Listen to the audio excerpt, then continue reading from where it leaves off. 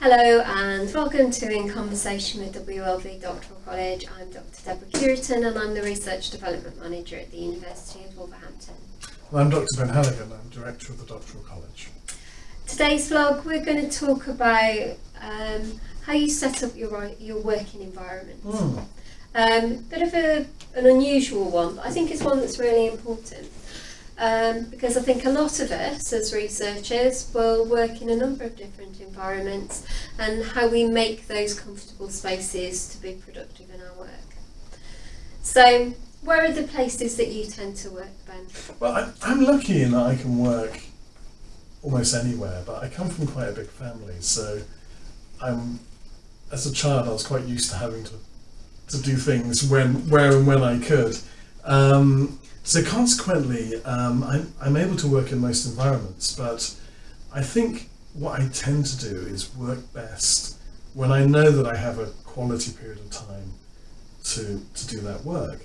And that can take a bit of arranging. Mm-hmm. So I think that one perhaps can be fairly practical and think, well, you need to phone these people, so we'll do that, do the washing up, so we'll do that, whatever else needs to be done. So you think, okay, well, I'll burn some time doing these things, but I know that come 11 o'clock I'll be ready to work till whatever time. So for me it's about clearing away all the other irritating stuff that can perhaps interrupt that quality period of work. So some organisation around the environment, to create the environment, is perhaps necessary. What about yourself? Places I tend to work tend to either be in the office. I also have work at home, so I've got an office at home, and I will also occasionally, if it's quite noisy in the office, take myself off to work somewhere else. Usually I go to an even noisier environment, but one with general noise as opposed to specific noise. So that might be I go over to the coffee place on campus and sit there with my headphones on and work. So for me, in order to be able to work, I need to be comfortable. So my office at home is, I keep it out of the way. It's a room of its own, so it doesn't invade my home. So, I've got a door that I can shut on it. I've got a desk. I've got a nice view when I look up from my desk, so I'm very lucky that I live in a very pretty part of Shropshire and I live by a lake, so my view is over my front garden and out onto the lake, watching the swans and the wildfowl kind of float by. I tend to be quite structured. So, and I'm somebody who is a bit of an early bird, so I tend to get up quite early. So I'll get up at 5 in the morning, and we'll often start work at about 6 and kind of work through. What I tend to do is take lots of breaks. So I might start at 6 and work until 10, and then half an hour break for breakfast, a cup of coffee. Then I'd start again at 10:30 and I'd work through until lunchtime. Then I'd go for a walk, and then I'd come back again after another hour and do a few more hours. I do tend to work quite long hours, so I tend to work from 6 in the morning through till probably 6 in the evening. I mean, a mistake that you can make, that I make quite often, is that you push yourself to quite an extreme. You do a very long period of work, but you've gotten to the end of the thing that you need to get to the end of, and you think, that's great, I'm very happy with myself, I've finished this thing 2 days ahead of when I thought I would, haven't I done well? But then you'll spend the next 2 days just feeling exhausted and blitzed, and you won't do anything, and maybe it would have been better to pace yourself.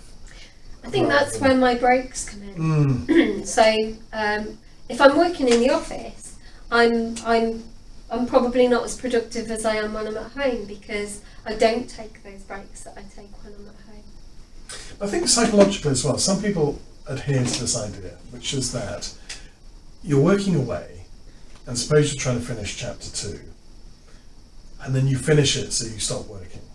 You've actually created quite a difficult situation in which to pick it up and begin chapter 3. And it's better to take the break or to end that session of work at the point at where things are flowing, you know what you need to do, but you've not quite yet finished all of them. Yeah. Because then when you pick it up again, you're straight back into it. You've given yourself an easy entrance back into the work. Yeah. You're not beginning with a blank piece of paper and thinking, now I have to write a whole new chapter, which will conceivably put you off or be quite difficult to begin. So in terms of the timing of work, we work very differently, don't we? Which means actually it gives a much longer coverage of availability for one of us in terms of the doctoral college. So you're more of you work better sort of from lunchtime onwards, don't you? I'd say for myself, yeah, that's true. But then, sort of afternoons, I'm not necessarily in the best position to do work that requires intense cognitive elements. So, writing, thinking, it's not the kind of thing I would tend to do around 3 or 4 o'clock. There are plenty of other bits of work that don't require writing or thinking. Yeah. So if I'm trying to order something, I'll order it so that stuff goes there. Yeah. But generally, I think, especially if you're doing a PhD or writing an article or what have you, you actually need really to be firing on all cylinders. Yeah.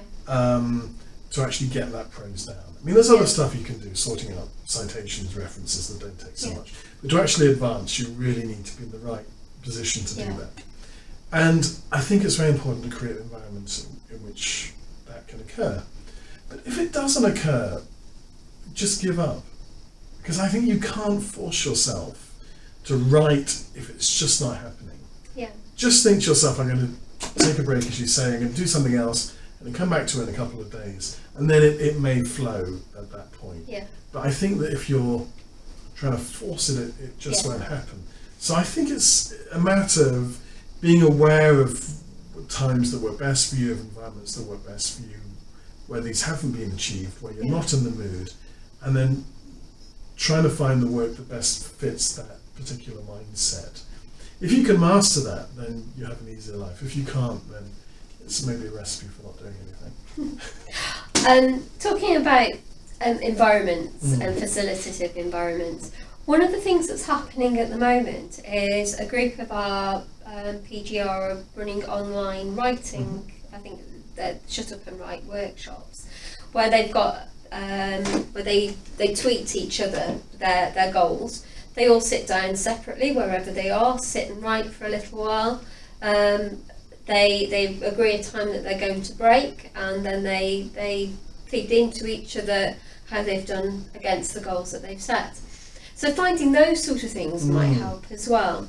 If you don't work well alone, but you find yourself alone quite often when you're doing your doctorate, finding those sort of networks is really useful. So Wolverhampton PGR are doing that at the moment, but there are other online or virtual writing retreats that you can join. And they're not necessarily all people who are academics, they're writing for lots of different purposes. It doesn't matter, it's having that community that you work with. Very true, that's very true. And I think, as you were saying as well, changing environment. So if, I have an office at home as well, so you can work in there for a bit. But I like not just to sort of work at the computer, I like to print stuff out and work on that. The printouts with a pen, maybe go to a cafe, maybe find somewhere else. If you're finding it very difficult to get motivated, you can always sort of put yourself into tension. You will go to the library, you will not let yourself out until you finish writing whatever it is you need to write sometimes. I think, change of environment can be quite good and quite healthy. I think, talking about healthy, it's important to take the break from the computer as well, not have hours of staring at it. It's important to make sure that perhaps the writing on the screen is of a good size, and that you've got a very good light in the room as well. Just buy lamps, whatever you need, just make sure you've got the maximum amount of light that's going on in there. And that, for me, that natural daylight is actually much better for me than in terms of my mental health and well-being. I quite often, if I'm Skyping into meetings and it's a nice day, you'll see me sitting on a bench in my front garden with my computer. I'm not too sure what my neighbours think is going on when I start talking to myself, or seemingly talking to myself. But working outside is is a good thing, because you know, it gives you that extra bit of vitamin D that you'd miss if you were sitting in an office with no windows or no natural light. So yeah, you know, changing. For me, if I get writer's block, I have to move. So the times that if I'm writing at home and I can't, you know, I might move down and go and sit outside in my garden and work, or I might, if it's raining, go into the kitchen and work. Those are the times that I tend to come out of the office. If I can, if I'm here and I get writer's block, that's when I go to the cafe, or if it's noisy and I can't concentrate, I go to the cafe. And so what do you drink when you're in the cafe if you're writing? If I'm writing, too much coffee usually, and usually lots of oat milk, which I've just recently found out is highly calorific, and maybe why I'm putting on so much weight. I would have coffee, but I wouldn't have instant coffee, because I've seen friends who will make cup after cup of instant coffee and they get more and more wired, and then they've lost it by 5 o'clock and have to go home. And I would just have 1 cup of sort of non-instant coffee, and that would keep me going, or maybe water as well. But I mean, at the same time, it's, you know, I guess some people would have fruit, energy-giving snacks that can be quite useful if you need to keep your energy levels up. Yeah. I mean, the other thing I hear is that well, it's quite good to have pets as well if you're working. Because if you're in a room with fish, there's a sense that you're not the only being in that room. You've got your pets, whatever, they're kind of sat there, they're asleep. It sort of gives you a greater sense of peace than why you're in that room and you're in the room to write, and that can be useful as well. There's lots of pictures if you go to Twitter of people working, and you know, their cats or their dogs are with them. If you have a cat, you will know that that cat will lie on the keyboard as you're trying to write, or lie on the paper that you want to read. So there are pros and cons. There are pros and cons, that's true. Okay, so your top tips for setting up your environment. Just find the space where you can arrange to have quality time, and then you may not need long, but if you can just have a couple of hours uninterrupted, the mindset's right, you're ready to do some work, the environment's right, you know, you're not dealing with endless interruptions, then what you can achieve in a couple of hours can be quite extraordinary. And you can go from feelings of guilt at the start of the day, I can't believe I still haven't written something, to a few hours later, at the end of the day, thinking, you know what, I've written that thing, it didn't take that long, and now I feel I can go out, I can relax a bit, my work is progressing. It can be quite a profound change if you can get all that right, so that's my summation. My tip is to set realistic goals for what you're going to do, because you're just going to beat yourself up if you said, right, I'm going to write the whole of this chapter today. You're not going to write the whole of a chapter in a day. You might write a couple of pages, you might write 1,000 words in a day. And to take regular breaks, and to ensure that you're looking after yourself. It's important to to keep hydrated, because it helps you with your thinking. It's important to eat properly, because it helps you with your cognitive functions. Okay.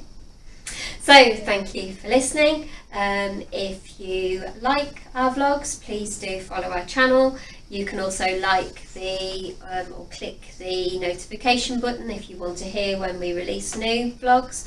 We release vlogs every Friday, so watch out for other vlogs in this series. If you have any ideas for things that you'd like us to cover, put them into the comments below, and we'll be happy to do vlogs in that area too. So thanks for listening, and we'll see you again soon. Bye. Bye.